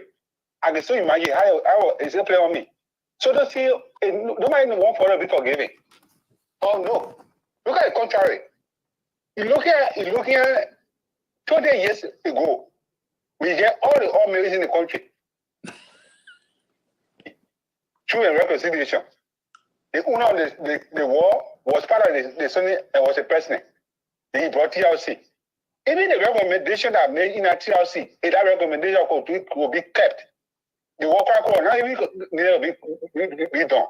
If all the war law sit at home and I take the money be living on it, be enjoying. Everybody go ahead in a war, but now they have a school down. But the men that see kill my human being, kill my father, be my sister brother, or do so thing. See they enjoy it from me. Those are things that make people getting harm. They feeling bad. But the reason that some of them look at is the international community, they are biased. The reason they are biased is they know this thing, they were important to us. They look at it and pay low on it until children are really born. Look at some of our born children, 2020. My daughter, 2020. She's coming 2024, 25. She doesn't even know nothing about 2000. She's not 2024. She doesn't even know nothing about war. They talk about bringing about war crackle. Those are things that we will discuss it. If you need dreaming necessary about that. Hold on. Let me merge this. Hold on. All right, go ahead, bring it up. Go ahead. Yeah. It shall be done ever since. We not should go continue. But if you don't want to play politics with it, it comes over, it's going to give you a hard time. Look at what the said, okay, he said, the president said he's going to sign executive order. To say, okay, FN did not say, no person in the history that will sign executive order for war, for a court. Listen to that. So you're going to tell me, they play politics with people. You come here and remember, you say, I'll do this one. Because he won election. Then after he won election, they want to sugarcoat. But the only president in our history on that time that will get session will be Baga. Okay. He's not committed to the people. And what you try to do, you want to play on the people, and this thing they want, if you not give it to them, they will session you. So Okay. thank you for the show. Thank you.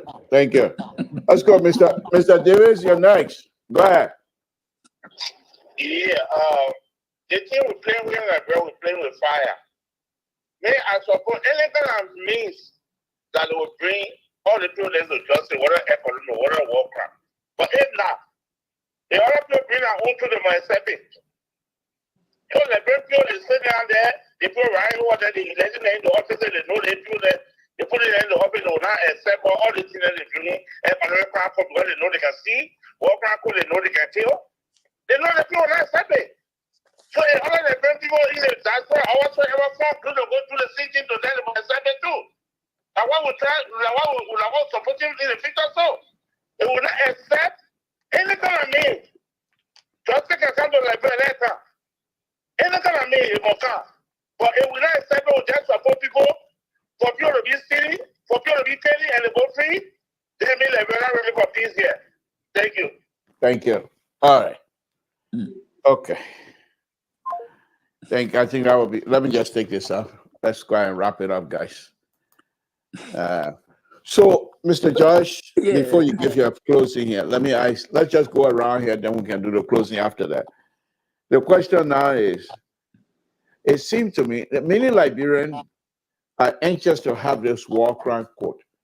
But from your own mind and your own perspective, do you think a Liberian ready for whatever outcome that might come out of this? Just looking at other countries, Sierra Leone, Rwanda, and other people, you think, are we ready? Are we prepared for whatever outcomes come out of this thing here? Are we ready to deal with it? Let me say this. This is a very touchy issue. Everybody got sides for or against. So if this code is established, there are people who will be vehemently opposing. You hear Brokebo Jackson, he's saying it. Now, he doesn't want war crime code. Because 20 years ago, his daughter doesn't know about it. She's 24 years old, therefore, I ain't got nothing to do with it. So you see that there will be divides on all sides. But the point that Small trying to make here is you cannot have people committing crimes, heinous crime, and they go away and nothing happens, because then there's no precedent set. You hear the last caller, when other people come will do on what they will say. Because why? He's speaking from the point that other people did something heinous and got away with it. So it means that the message is other people can come and do the same thing and they will get away with it. Okay, let me take this call up, Mr. So I will come to you. Let me take this call up, Mr. Josh. Mr. Cooper, go ahead. Oh, sorry. Mr. Cooper, are you there? Yeah, I'm here. Are you getting me? Yeah, please go ahead. Oh, Mr. Thank you for the show tonight. You know, I had an observation from the explanation that you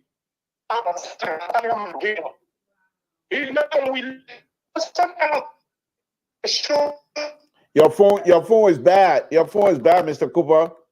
Are you getting me now? Yeah, much better. Much better. Go ahead.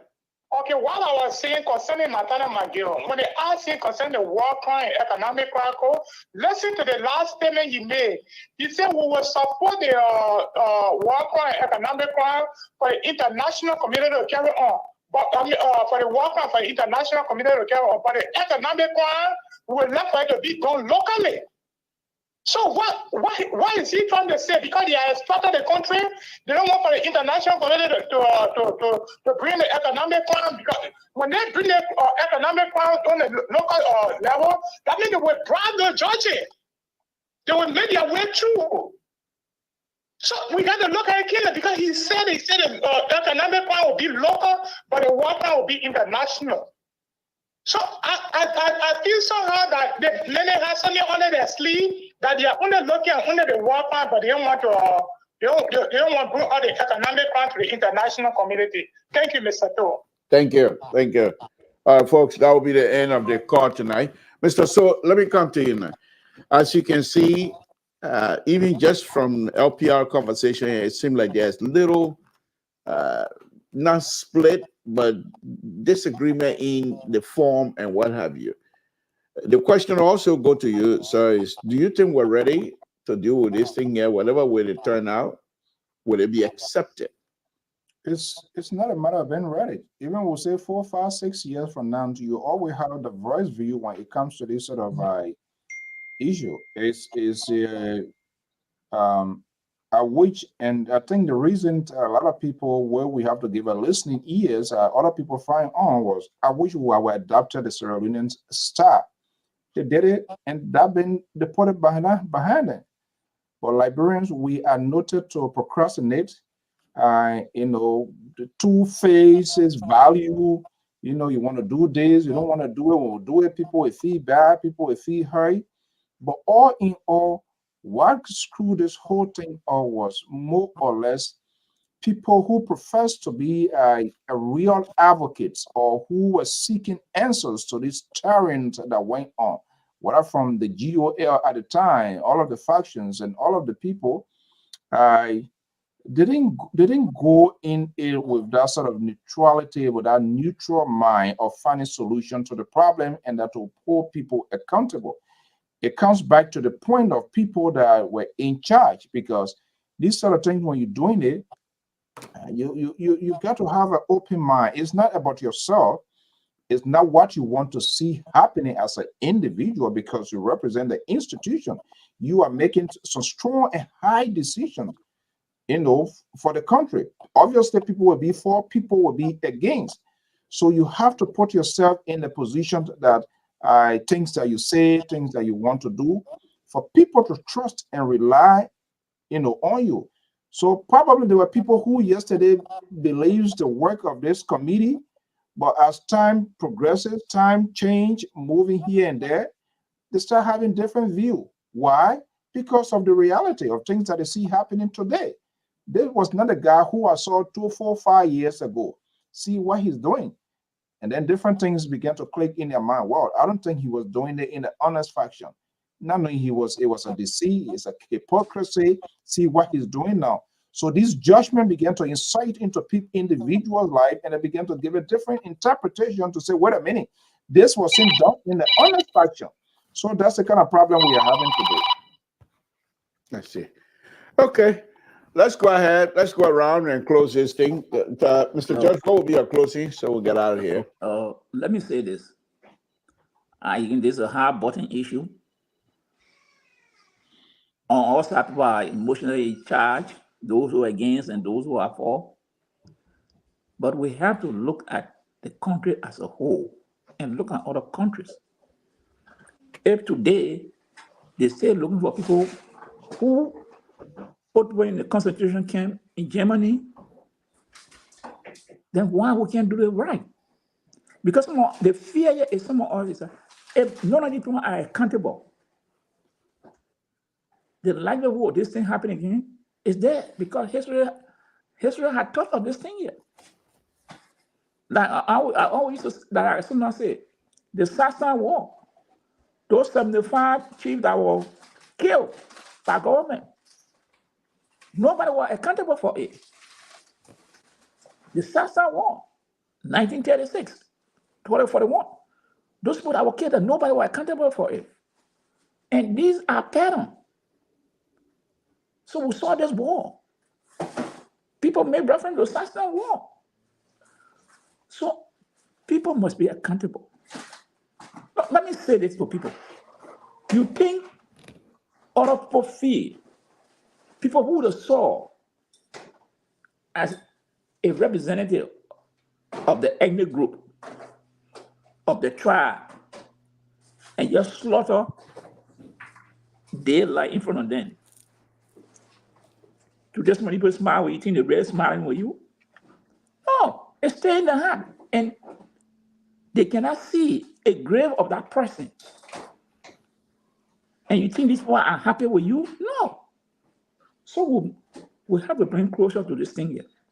And the only way we do it, I always say, and people must understand, little children who have gone, they're not talking about, because some people start putting fear, oh, they're coming from all of you people. No. They're talking about rank leaders. People who are leadership, that they're the one we're talking about. We're not talking about those children, whatever, who get gone to, get them drugged. That's not what they're talking about. They're talking about rank leaders, people who are the financiers, people who are using them to make money. That's the kind of people we're talking about. So for me, I don't want to see anybody being thrown in the ocean legally, wrongfully. Anybody that go in the ocean, they must go there legally. Now, not mean just witch hunting as the people that know. They must go there legally. And the people will say something. It's good to send 100 innocent person free and to convict one person. So what I'm seeing here is that all we're seeing here, let people go to court and have the days in court. That's all small one. The last one close on. And now you want people to go to court?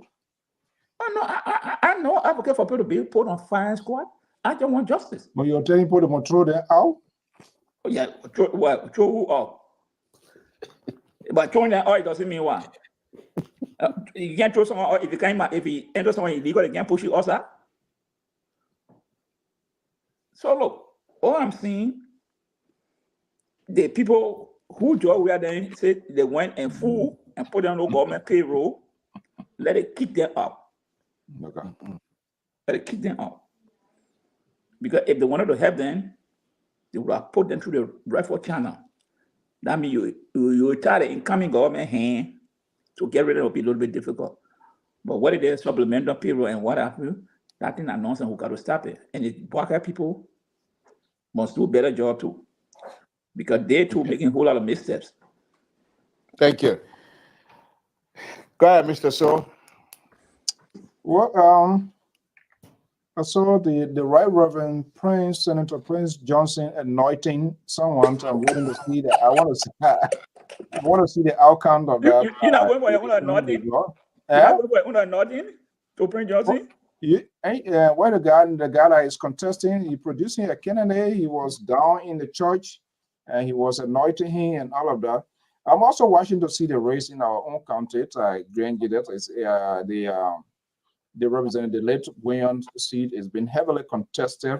I think they have about 7 or 8. Whoa! You're talking about 7 or 8? Almost more than 10% in the race, right? You know what? Who want to be represented in Liberia now? Who don't want to get somebody sort of lose money? So we're waiting to see. We're waiting to see what happened because I think Prince Johnson is he's fighting for his career. He wants people to get he needs to vote in the event where it comes down to making some high court decisions where it's going to be like.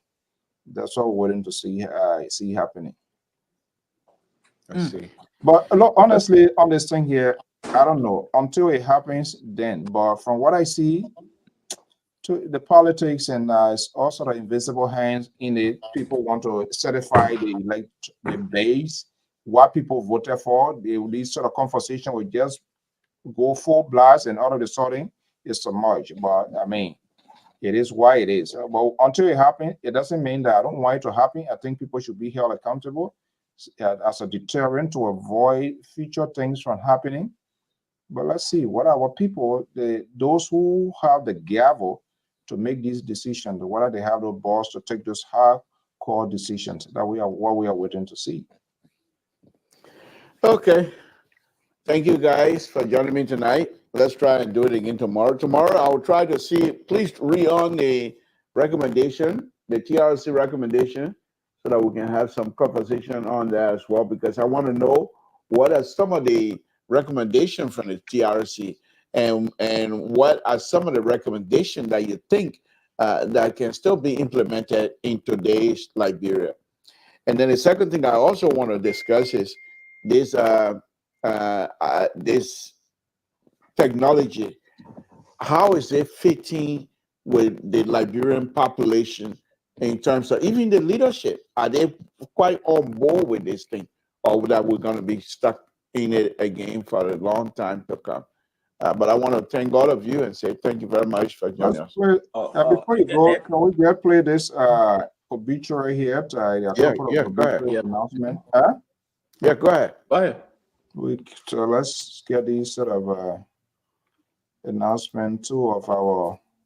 So why you decided to do this? But go ahead and play the thing. Ain't got nothing to do with you.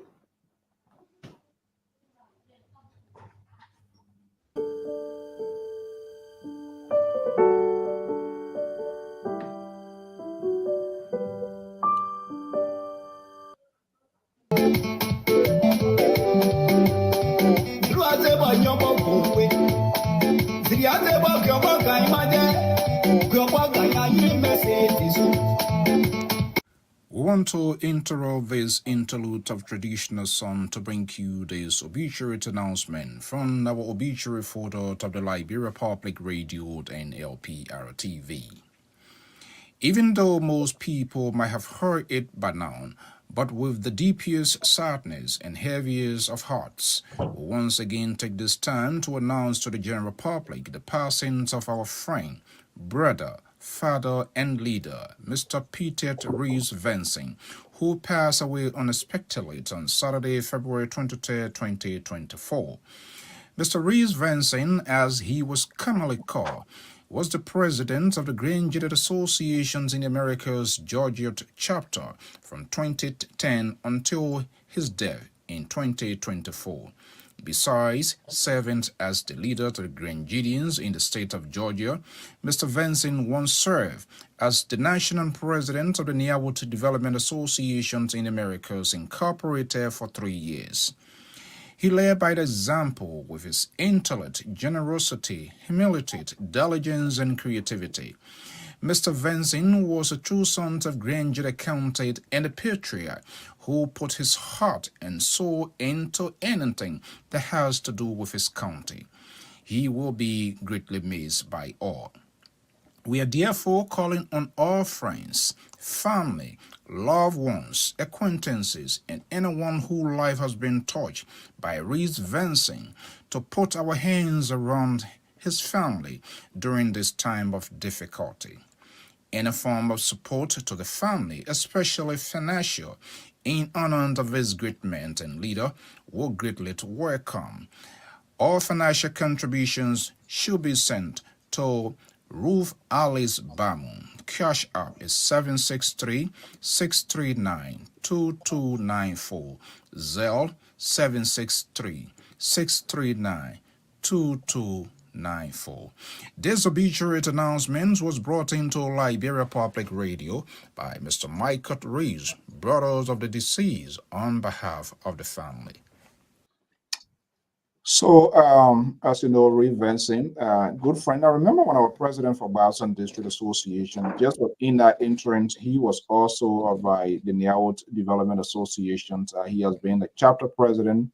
I don't think that time said Liberia was nowhere around Graduate Association. He was on leave, you know. Did you attended the Georgia convention? I can't remember which. Of course. With Sarah McKinney, my sister, yes. No, because because your sister lived there. Does that mean you attended? So when you call Sarah Nina, now we say what convention are you talking about? So you see, you don't even know. You say you went there. Which part of Georgia was that convention held? What convention are you talking about? I said Graduate Association National Convention that was held in Georgia. Which he said in Gwinnett, Lawrenceville. I was there. You wasn't there. You were there? Of course. Yeah. But so my signature is on the Constitution of Graduate Association, so you can't take me from that. So let's do the quick last one here of our own brothers and then cousins, of course. Oh no, this is not. Hold on 1 second. This is not it. Let me go to. Okay, let's just.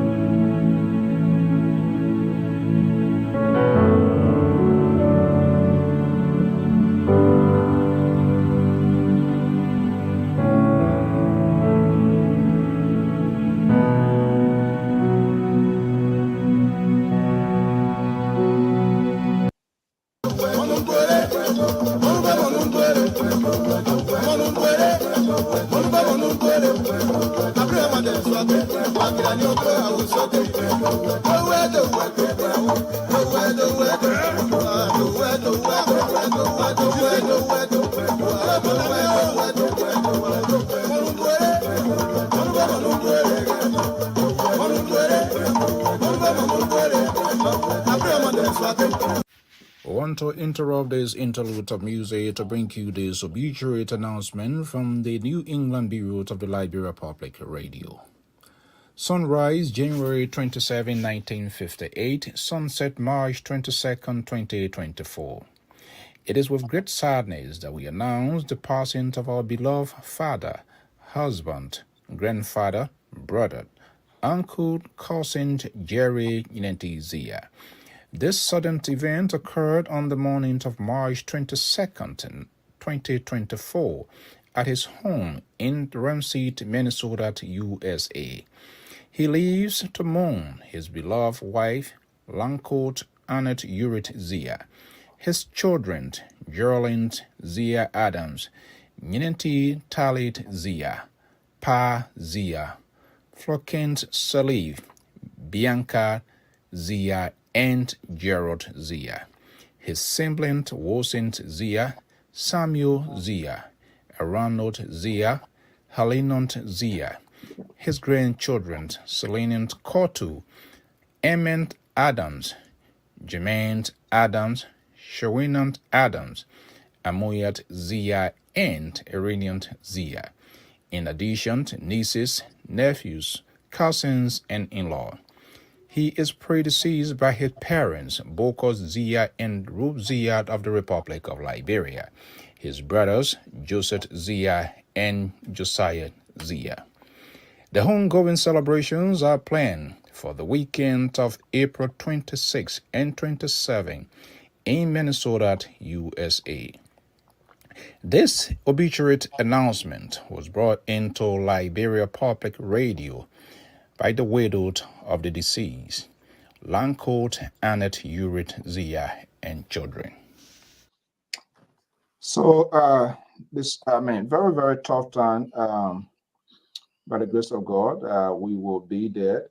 April 12 weekend will be in Baltimore, Maryland, where they have asked LPR to bring coverage, their families outside of USA, Liberia, Australia, other parts of the world.